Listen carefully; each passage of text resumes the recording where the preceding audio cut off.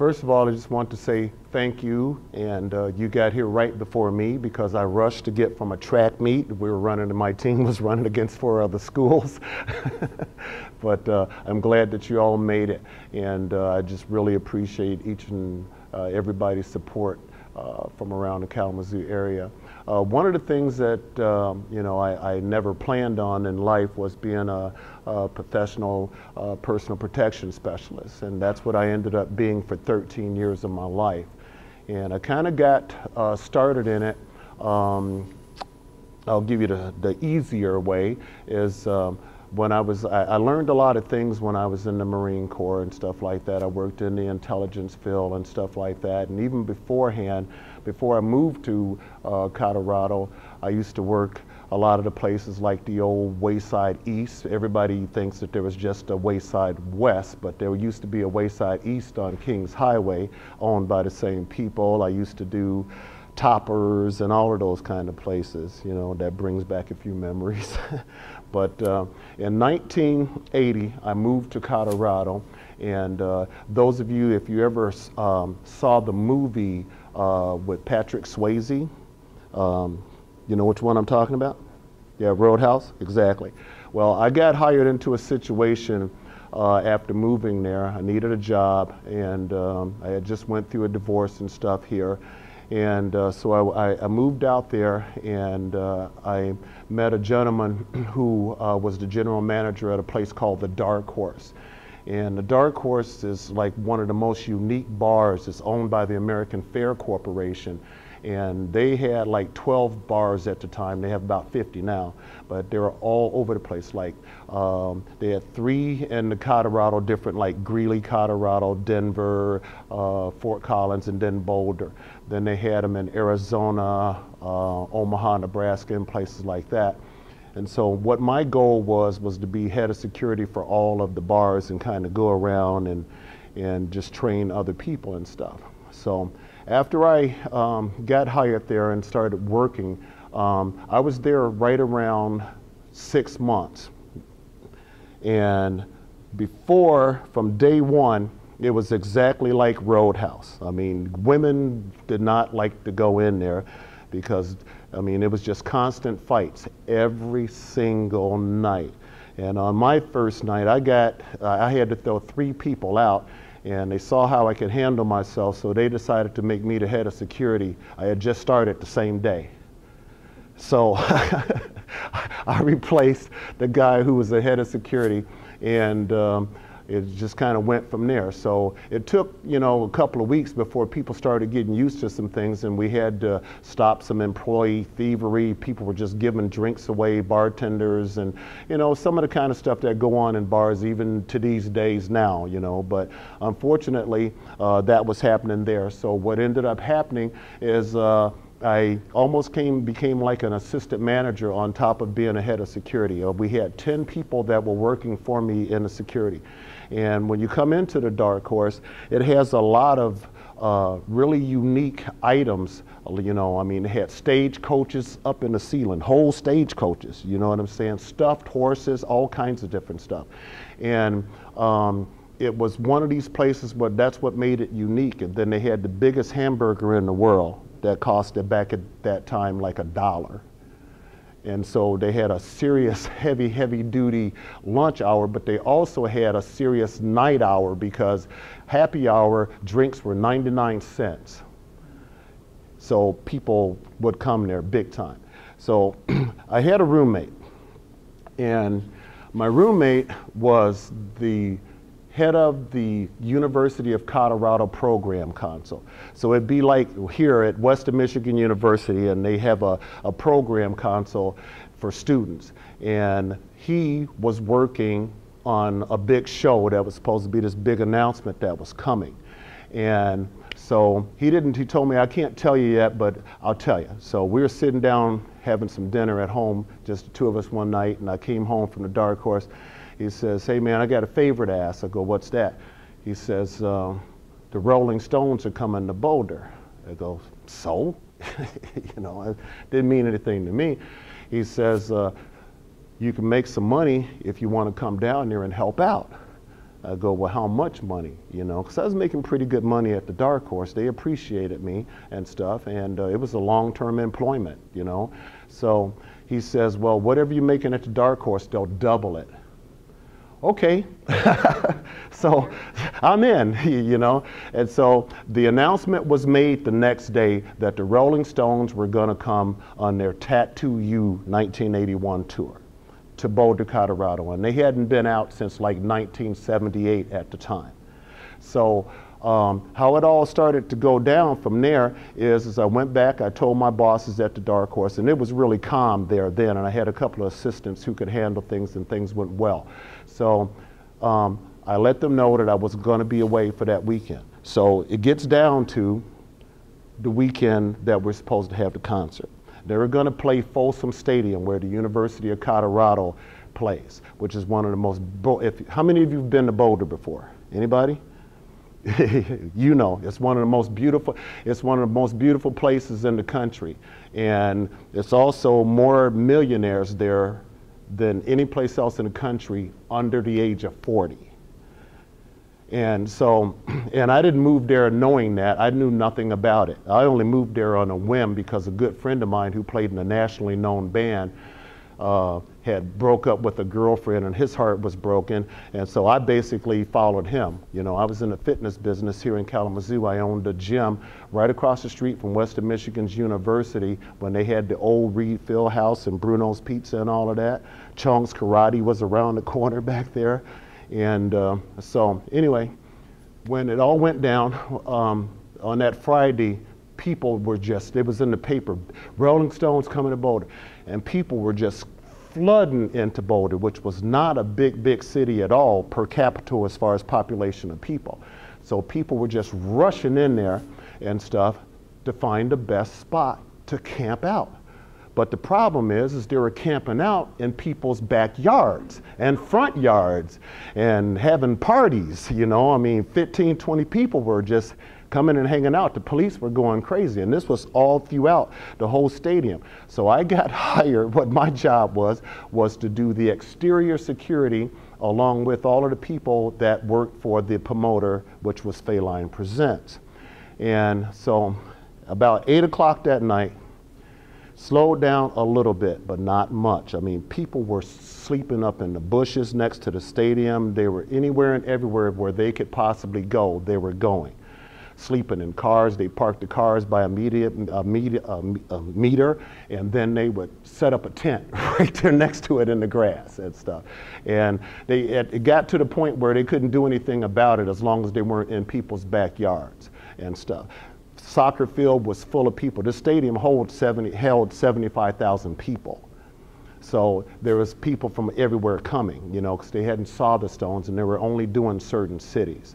They had only did 2 cities prior to, and one was Philadelphia, and then another one was a little practice run, all right?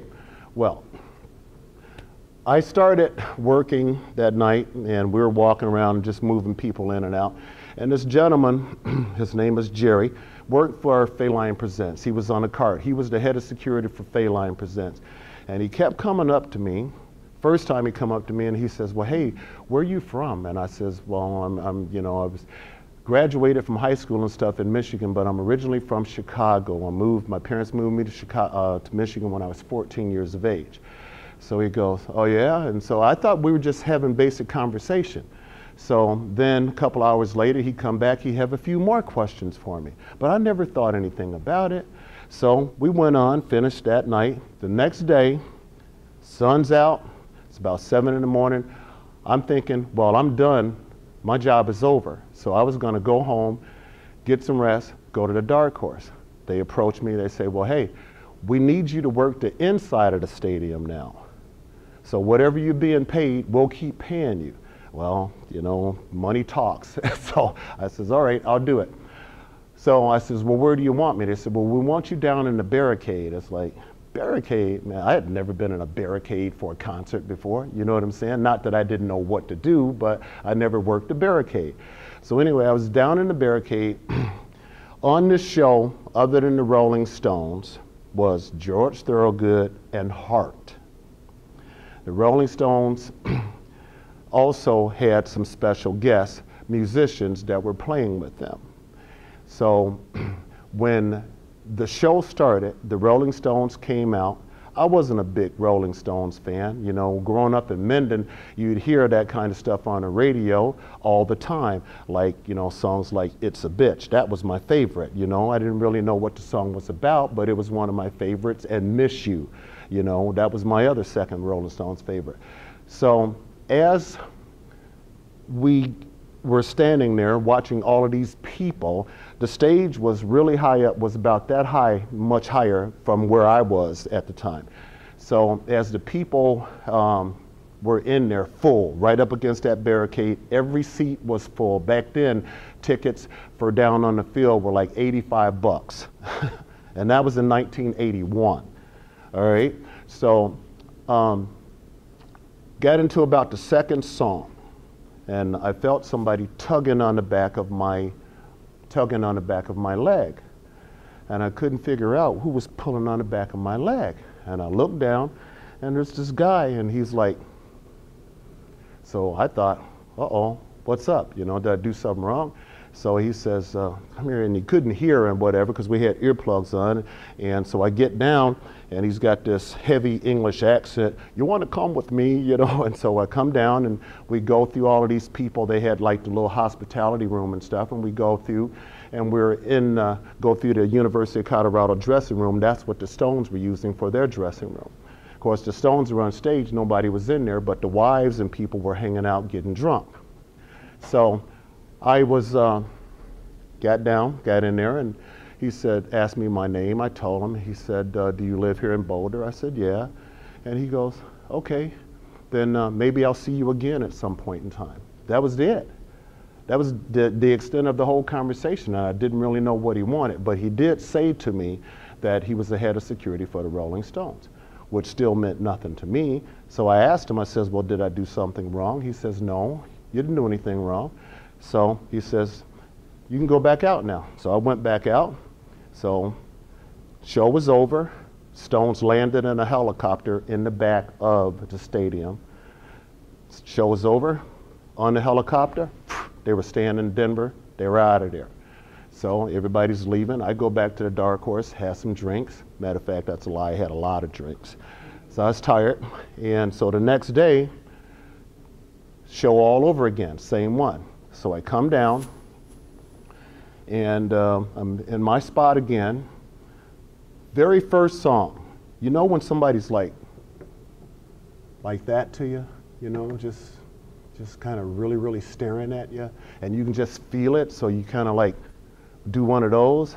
So the Stones are on the stage, and I'm like feeling like somebody's like burning through my neck with a stare. And I couldn't figure it out, so you're not supposed to be turning around, but I did, and so I kind of looked like that. And Mick Jagger was standing on top of me singing, looking me right in the face. Wasn't looking at the audience, he was just looking at me. Like, so with this dude, you know, couldn't figure it out. So all of a sudden, about 10 minutes later, that tug on my leg again. So I look down, and he says, come here. I go back in, I go inside, and he says, well, what kind of work do you do when you're not doing things like this? And I says, well, I'm a head of security at the Dark Horse and stuff. He goes, well, that's great. He says, well, maybe we'll talk to you again sometime. It's still not making any sense. I don't know what's up, you know? So I go back out, I sit down. He even gave me a beer. Says, no, I says, well, I can't take that out there. He goes, take it out there. I figured, well, hey, he's the head of security. He ought to tell me if I can take a beer out or not. So I took it. So I'm sitting there, and every once in a while, as Mick would prance back and forth on the stage like he so often does, he'd just stop, and I just see those eyes again. And so, no big deal. Concert's over, they fly away. Jim Callahan, the head of security, comes and he tells me before they leave, he says, we'll be in touch with you. For what? What are you talking about? Okay, let's skip through. 4 o'clock in the morning, telephone rings. Who's calling me at 4 o'clock in the morning? There's this lady on there, her name is Paige Kevin. She says, my name is Paige Kevin with a heavy English accent. I am the travel agent for the Rolling Stones. and they would like you to come to California tomorrow. I'm waking up out of a sleep and I'm like, what are you talking about? Matter of fact, my exact words, but what the hell are you talking about? And she says, no, I says, is this a joke? She says, no, they want you to come out to California. They who? She says, don't worry about it. You don't have to worry about any expenses or anything else. So I'm like, that's really weird. So some friends of mine were still up partying downstairs. I lived on the 3rd floor. So I went downstairs and everybody's talking about, yeah, Vic's gonna work for the Rolling Stones. But they had started saying that for a couple of days. And I'm like, don't be saying things like that. I don't even know these guys and they don't know me. So what ends up happening? All of a sudden, next day, get on the airplane. I go to Los Angeles, California. The Rolling Stones, I was told, were going to be staying at the Westwood Marquis, a 5-star hotel just out the backside of UCLA. So there was this guy, when I got out of the limo, which somebody picked me up, and I'd never been in a limo except for a funeral. And he said, Mr. Robinson? I go, yeah. He goes, well, come with me. I go, well, who are you? He says, I'm your driver. Driver? I thought I was taking a cab. He says, no, just come on with me. So we go down, and there's this beautiful stretch limo. And he says, would you like a drink? No. He says, well, help yourself. Everything's back there if you want it. And I wanted to sit in the front. He says, no, you have to sit in the back. I go, what? Is this a trick? Still didn't understand. Had no idea, had no clue. I was clueless. So when we got to the hotel, we pull up in the front, and I see this humongous, and I mean humongous guy coming out of the hotel. And so I actually took about a step back because I wanted to really check it out and see.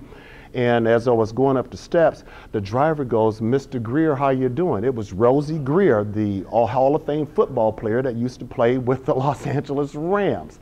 So I go, whoa, this is serious, Rosie Greer, So get up, I go inside, and I get inside, and this gentleman comes over to the door. He says, they're waiting for you. I go, who's waiting for me? And so we go over to the counter. He says, I have to get a key. And he grabs this key from behind the counter, and that was what was going to take you up to the penthouse floor. So we get on the elevator, starting to get a little nervous now because I don't know what's really happening. So we get up there, opens up, there's nobody there, you don't hear anything, you don't hear any movement. Then I take 2 steps, and this guy walks out, boom, it's the head of security, Jim Callahan. Hey, Vic, how you doing? And I was like, why am I here? He says, come on in. And I'll never forget it. There was a football game between the Giants and the Philadelphia Eagles. And they were drinking Beck's beer. I didn't even know what Beck's beer was. And so there's 5 guys in there, and I had a couple of Beck's beers, and I do mean a couple, and they went down fast, after traveling. And so the guys, I met Bob Bender, who was from Florida. And then I met John Happy Finn, who was from Connecticut, and I met Joe Seabrook, who was from London, England. And then, of course, Mr. Callahan was also from London, England. So I said,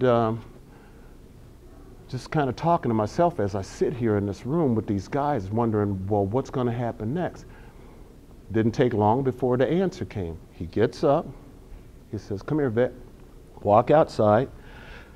We go to the right. He says, I want you to go over and knock on that door. So I followed him, and I says, you want me to knock on the door, or you going to knock on the door? He says, I want you to knock on the door. So I go and I knock on the door. Door opens. This guy on a telephone with a joint in his mouth waves me in. It's Mick Jagger. I'm really getting nervous now because I have no clue of where I'm at, why I'm here, or anything else. So he tells me to come on in. He's on the phone, points over for me to sit down, and for the first time I see one of those big, humongous, beautiful stereos that bands travel with. It's in one of the big, silver cases and stuff. It's on rollers, and it's like, whoa, I'm checking this out. So he has a couple of more tokes on his joint, puts the phone down. He says, I gotta go. I'll talk to you later. Puts the joint down, then he picks it back up. He says, do you want a drink? And I really wanted one, but I didn't want to say that I wanted one. So he says, I know you want one, so you might as well go have one. So he says, matter of fact, I'll get it for you. What do you want? I said, I'll just have a Beck's beer. He goes, you sure that's all you want? I go, yeah. So he goes and gets me a Beck's beer. Telephone rings. He tells him, I can't stay here. I can't talk. I got to go. So he hangs up the telephone, picks the joint back up, takes 2 tokes, passes it over to me. Looks me right in the eye. He said, you want some? No. I got to tell you, I really wanted to put that hand out there, you know, because back in the day I used to smoke a little weed, I ain't gonna lie, but there was no way that I was going to put my hand out there because it was like you don't know what to do. And you know, I was never prepared for that, at least not in my own mind. So he looks at me, he says, but do you smoke weed or have you smoked weed? I go, yeah. He looks at me, he says, have you ever been to jail?